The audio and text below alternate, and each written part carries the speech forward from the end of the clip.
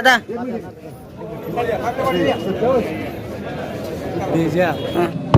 या ठिकाणी जिल्हा परिषद भोसे या गटातून माझी आई प्रफुल्लता पांडुरंग पाटील यांच्या नावानं आज अर्ज दाखल करण्यासाठी आम्ही आज या ठिकाणी उपस्थित आहोत. शक्ती प्रदर्शन करून आमच्या पंचक्रोशीतील जवळची सगळी नेते मंडळी असतील, आमच्या विचाराचे सर्व सहकारी यांना विश्वासात घेऊन विचारात घेऊन आज त्यांच्याबरोबर आज या ठिकाणी अर्ज दाखल करत आहोत.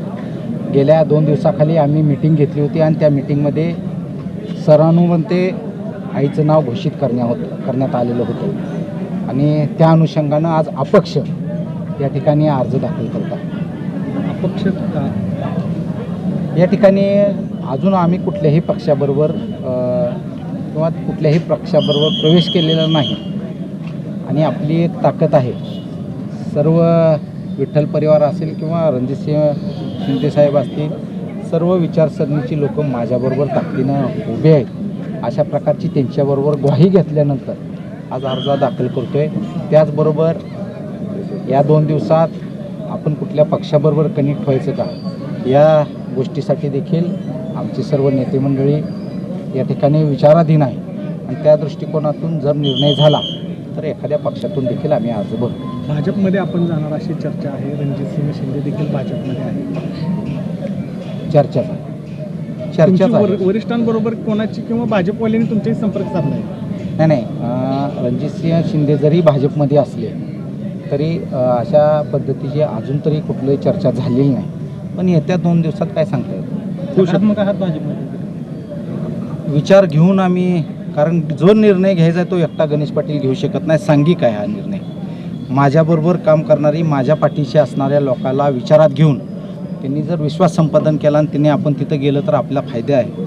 आपल्याला भविष्याच्या दृष्टिकोनातून आपल्या वाटचालीसाठी चांगल्या गोष्टी घडणार आहेत असं जर जाणवलं तर नक्की त्या गोष्टीचा विचार करू. 2017मध्ये झालेल्या जिल्हा परिषद पंचायत समितीच्या निवडणुकीत पंढरपूर तालुक्यात विठ्ठल परिवाराला खूप मोठा आघाडा बसला होता. फक्त भोसेची जागा राखण्यातच तुम्हाला यश मिळालेलं होतं. आपला प्रभाव मानला जातो.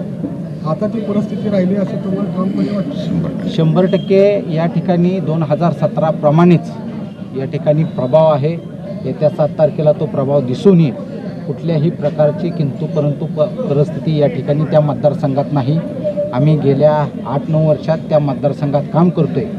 प्रत्येक मतदारसंघातील प्रत्येक गावात आमचा स्वतःचा वैयक्तिक कनेक्ट आहे आणि त्या अनुषंगावर आणि त्या लोकांच्या विश्वासावर या ठिकाणी आम्ही आज अर्ज दाखल केला आहे आणि नक्कीच आम्हाला त्यात यश मिळेल यात कुठल्याही प्रकारची शंका या ठिकाणी वाटायचं कारण नाही. पंचायत राज व्यवस्थेतल्या ग्रामपंचायतच्या सदस्यापासून जिल्हा परिषदेच्या अध्यक्षापर्यंतची सगळी पदं आपल्या कुटुंबातल्या आपल्या पूर्वजांनी भूषवलेली आहेत. या निवडणुकीकडं कार्यकर्त्यांची निवडणूक म्हणून बघण्याच्या ऐवजी पुन्हा तुमच्याच घरात उमेदवारी घेतली जाते असा विरोधकांकडून आरोप होतो. त्याच्याबद्दल तुम्ही काय सांगा? नक्कीच या गोष्टीचा आरोप करणं साहजिक होतं. जर मी मिटिंग घेऊन लोकांना विश्वासात घेऊन जर माझ्या आईची उमेदवारी लोकातून येत असेल आणि जर सर्वानुमते जर त्यांनी नाव घेतलं असेल तर ह्या त्यांच्या केलेल्या आरोपाला तथ्य नाही असं मला वाटतं. माढ्याचे आमदार अभिजित पाटलांचा देखील उमेदवार तुमच्यासमोर उभा टाकणार आहे. काय आव्हान वाटतं का? नाही आव्हान वाटत. कारण की गेल्या 9 वर्षात जिल्हा परिषद पंचायत समिती त्याचबरोबर मी स्वतः ग्रामपंचायतीचा सरपंच म्हणून एकदम चांगल्या पद्धतीनं काम केलेलं आहे. तालुक्यातली अव्वल ग्रामपंचायत म्हणून माझ्या ग्रामपंचायतीकडे बघितलं जातं. ज्या काय योजना सुविधा सर्वसामान्य लोकांना पोचायला पाहिजेत त्या चांगल्या पद्धतीनं सुविधा देण्याचं काम माझ्या सरपंच पदाच्या कालावधीत झालेला आहे. त्याचबरोबर ज्या पुरस्कार जो गव्हर्नमेंट देत असेल, महाराष्ट्र शासनाचा असेल, जिल्हास्तरीय असेल, राज्यस्तरीय असेल, विभागस्तरीय असेल, त्या सर्व पुरस्कार प्राप्त असलेली माझी ग्रामपंचायत आणि ते गेल्या 5 वर्षाच्या कालावधीत मी काम केलेलं आहे आणि त्याच्या ताकदीच्या जोरावर मी या ठिकाणी मला कुठल्याही प्रकारचं आव्हान नाही. सर्वसामान्य जनता ही माझ्या पाठीशी आहे. तुम्ही म्हणता ते बरोबर आहे. त्यांच्याकडे ताकद आहे. त्या ताकदीच्या जोरावर, बाकीच्या पैशाच्या जोरावर ते बोलत असतील तर येणाऱ्या काळात जनता त्याला उत्तर दिल्याशिवाय राहणार नाही. विधानसभेच्या निवडणुकीमधलं चित्र वेगळं होतं. आपल्या भोसे गावातून विधानसभेला तुम्ही ज्या रणजित शिंदेंचं काम केलं होतं त्यांना थोडीशी कमी मतं मिळाली होती. त्यामुळं विरोधकांचं आत्मबल वाढलंय आणि आमचं वर्चस्व बोशेवरती प्रस्थापित झाले असं त्यांचं मत आहे. काय सांगताल? याला 1-2 उदाहरणं तुम्हाला देतो.